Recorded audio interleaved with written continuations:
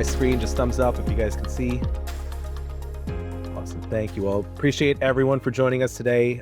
Barry, Blake, and team, thank you again for giving us this opportunity to share a little bit more.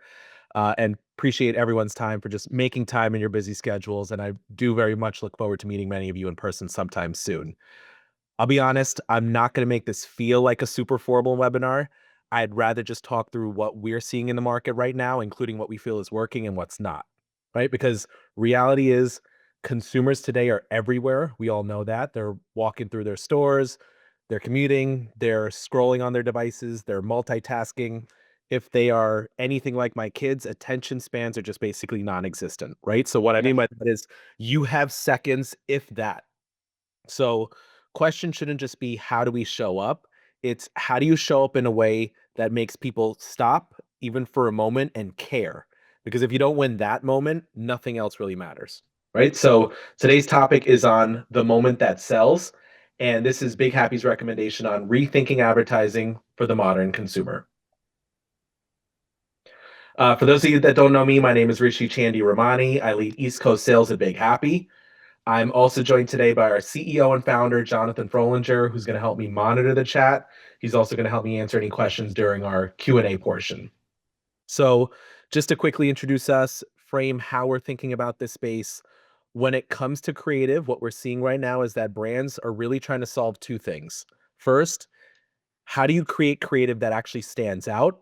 Not just something that's on a screen, but something that people actually notice, especially in environments like digital out of home.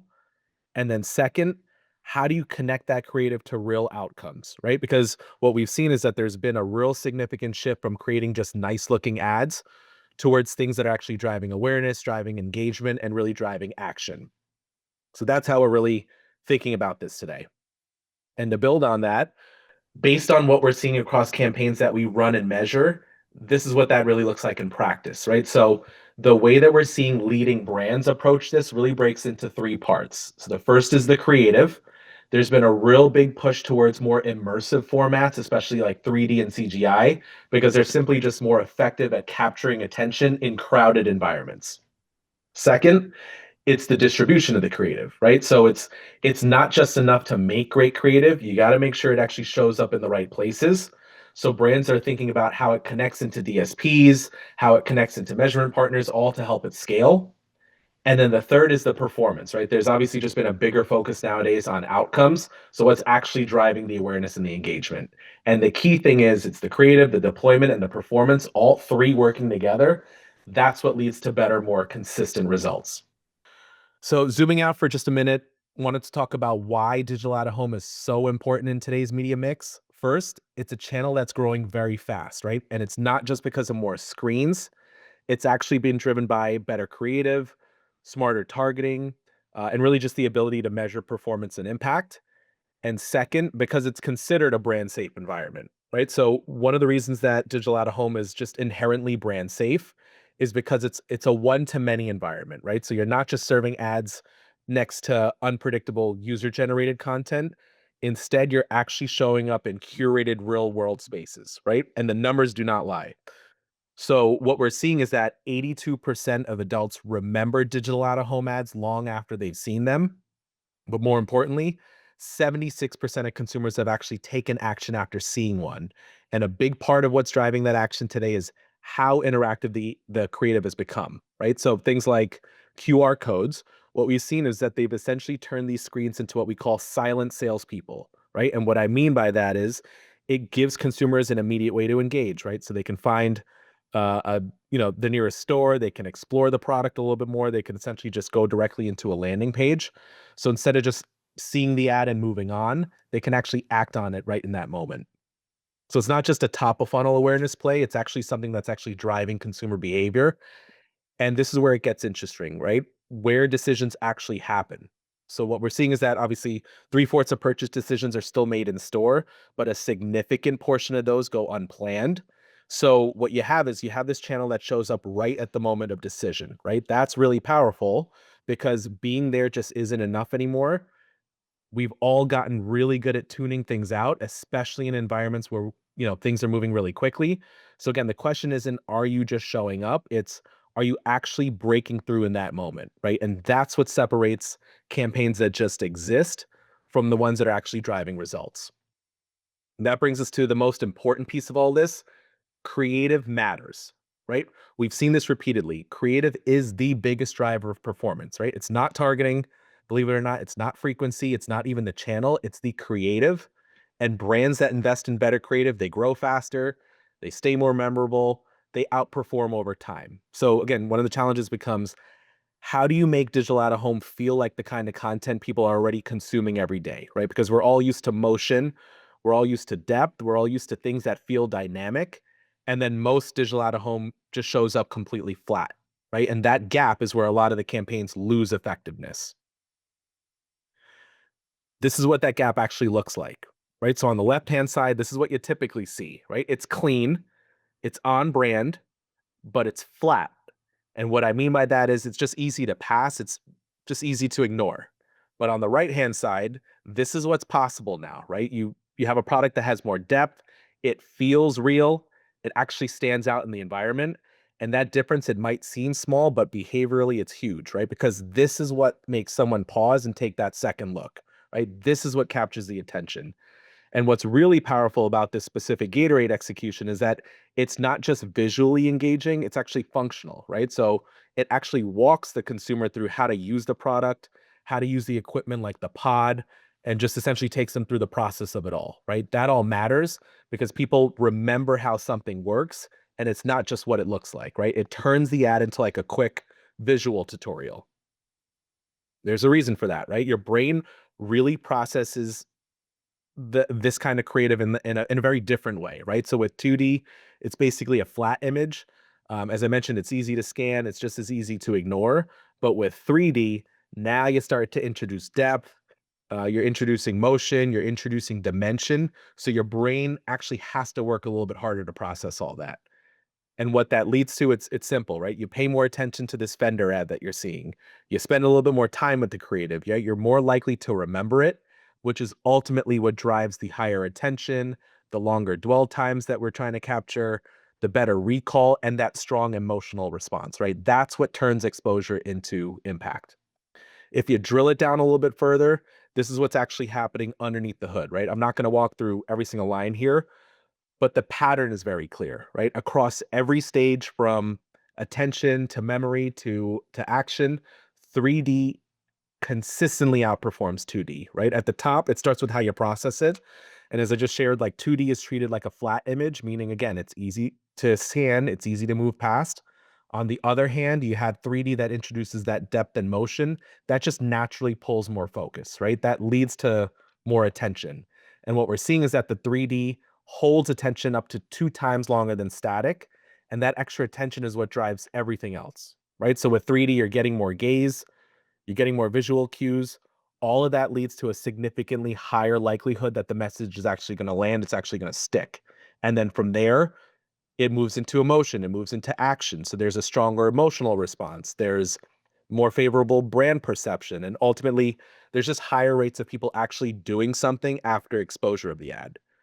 You also have that bonus effect. So people don't just see it, they may also even pull out their phones and share it through their social channels as well, right? So now your campaigns start generating that organic reach as well. We feel like getting noticed is step one, but what happens next is what really matters, right? This is where mobile then comes into play. So after someone sees something in the real world, you can then actually reconnect with them on their phones. So instead of that moment just disappearing, you can get to extend it, right? So now you can guide someone again on like learning about the product, taking that extra next step, whatever that looks like, right? It connects the initial exposure to something more tangible. So you go from seeing something in the physical world to then seamlessly interacting with it in the digital one. And that, again, is what turns a moment of attention into really something more meaningful. So I'm going to share a quick video. This was a video of how a leading brand partnered with Big Happy to connect creative across the physical and digital environments.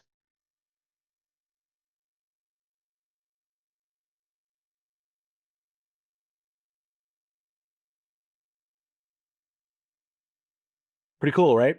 So for this Celsius ad specifically, we were actually able to go from concept to live in just about 10 business days, and that included 3D digital out of home and a custom mobile experience. And again, I think this is important to call out because I feel like there, or we all feel like there's this perception that 3D is just complicated or maybe hard to execute. But in many cases, 3D digital out of home, it's actually just deployed like a standard video file, right? It's compressed, can be distributed programmatically. But when you're working with the right partners, all of that complexity gets handled. So brands can then just really focus on the creative, not the logistical piece of all of it. That's how it all comes together, right? So what we're creating here is this attention loop between digital out of home and mobile. Digital out of home builds that broad awareness across the premium real world environments. And then mobile comes in and closes the loop with the strategic targeting, the personalized messaging, the measurable conversion, right? So together, they create this brand story that follows a consumer from the physical world right into their pockets. And that is a capability that most partners cannot pull off end to end, right? And the results reflect that. So when digital out of home and mobile are used together, brands are seeing 3x the reach. They're seeing 45% lift in awareness. So when you take a step back and look at all this, it's not just about adding another channel. It's really about making the experience more connected. And that is what makes it most effective. So I'm gonna pause there. Really appreciate your time today. We're happy to open up for questions. But before that, Froley, is there anything you'd like to add to this? No, I thought that was beautifully said, Rishi, and hopefully those who are watching and seeing some of these for the first time can see some of the ways that the way we build and deploy those ad experiences and graphics across digital out of home is really unique, but also really gives the consumer a unique part of their day as well to stop and look at one of those guitars or a jumping gummy bear. But I thought that was perfect and excited to chat with the crew and answer a little bit of the behind the scenes on how we bring all of this amazing CGI to life. This was great, Regi, and I'm Jonathan. I don't know you yet as well to call you Frollo, whatever your nickname is, but that was really great. What you really done here is also promote the medium, and I know you'll be talking to Zach and Noah about what you'll be doing at the summit this year. But our global summit, gets almost 1,000 people to promote the medium. So you've got it down, full funnel medium, top to bottom, interactivity, 3D. And I love what you say, because I would also say, Rishi, you provide depth and motion and dimension, Rishi. So well done. Anybody have any questions, put them in the chat. And, I've got one question, and then just put them in the chat, any questions anybody has. Um, when you talk about the connectivity, are you talking about going right to a website from the mobile, a QR code? What's connecting the dots there, folks? Yeah, so I would say, Barry, when it comes to our mobile platform, the ability to create those beautiful ads like you saw for Lifesavers, that gummy ad on the bottom right, that's very quickly created in just 1 to 2 days and then seamlessly inserted across our 7,000 plus mobile publishers where we have that unique inventory covering that larger landscape, but really telling that story, right? And I think that's one of the biggest things that Rishi really drilled in on is 3D and CGI forces your brain to think a bit differently. Yeah. Our brains are so used to the real world and what happens in them that things don't really surprise us too often. Being able to insert these sorts of moments that can kind of trick your brain into thinking that this is the real world is what really kind of gets you there.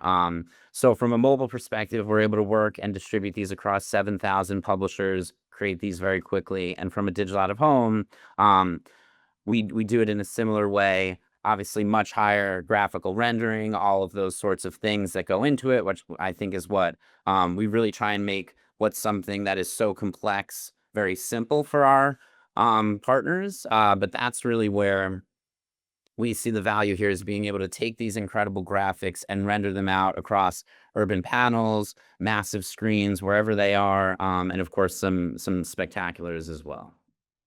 In addition to all the websites, is there a way to connect when someone sees a user experience, sees a screen, and then easily connect to this on their mobile? Absolutely. So we've got ways that we can essentially find to re-engage folks that were likely exposed to digital out of home board. We're also doing things where we can leverage a QR code to launch to either your closest store experience Great. or put you Good. into a virtual Haverty's showroom in that experience so that you can look around in full computer graphics and pick which beautiful couch or table you might want that day. Wonderful. So we got a couple of questions here, but first, a wonderful endorsement from Professor Turman in Chicago at Publicis, David Turman. Not a question, but have successfully worked with Big Happy in the past for our Publicis clients and continue to grow that relationship. Thank you, Rishi and Fro. You know what you know. That's wonderful to go. I made that up. And your Big Happy team. And I've met a lot of the Big Happy teams, and the folks are great. So well done. And there's an endorsement not only from an agency demand side, but as many of you know, Publicis has been like on a hot streak and one of the hottest holdcos these days. So that's coming from a good place, David Turman. Brian, can you speak to the insights regarding the moment to sell, where they are, when they are, maybe show the slide, but missed it? And that I think you talked about win the moment early on in your presentation. Yeah, and I think, Brian, what we really wanted to drill home there, right, was that kind of number of how many purchases in the store are just really unplanned, right? And so how do you kind of subconsciously capture that moment to sell before someone steps in front of, the 92 different iced teas that you can purchase that day? So how do you get them in those moments where there is so much noise, consumers have so much going on around them? How do you find those unique ways to really break through the clutter and not just show, is it in you, which of course we're all so familiar with from Gatorade's incredible branding over time, but showing them this is how this product actually works. You can see the functionality. And so really using the additional attention that you get from computer graphics and CGI ads to really bring in that one time you get to hit a consumer the most maximum impact that you can. Wonderful. Joel, from what file format do you typically provide the 3D assets with? Nice. I love it.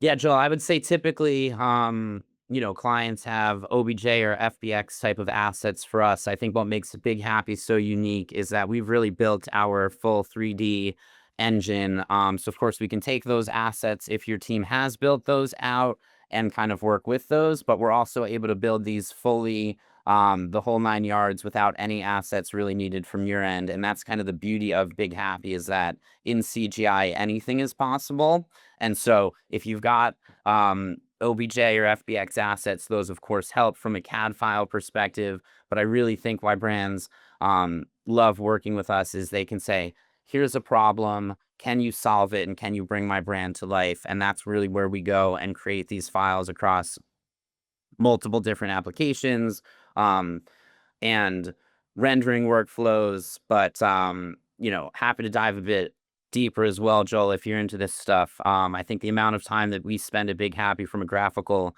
streaming and compression perspective and how to make these things work is really important. But the simple answer, I guess, would be those OBJ or FBX files is what we could and would start with. Thank you for the acronym lesson. Appreciate it.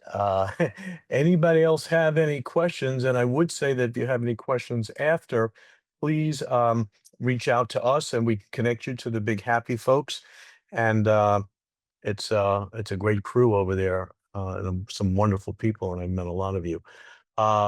Last call for any questions, or do you want to have any final comments, Fro as well as Rishi? David Turman, appreciate your Publicis endorsement. Great, And love it. yeah, Barry and team, thank you again for the opportunity to share a little bit more today. Yeah. It's, Wonderful. this has been great, Barry and the whole crew.